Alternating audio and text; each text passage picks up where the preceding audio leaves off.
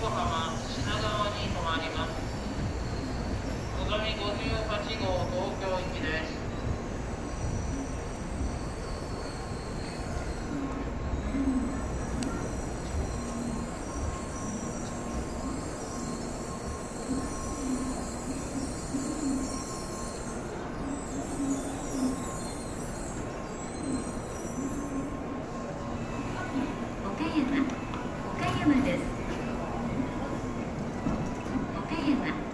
岡山です。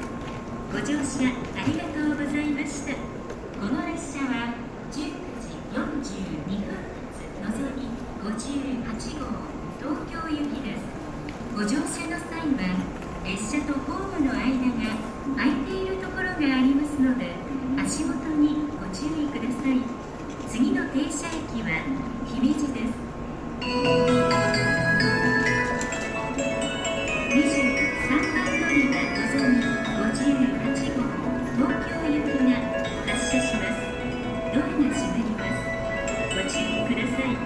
お見送りの方は黄色い点字ブロックまでお下がりください。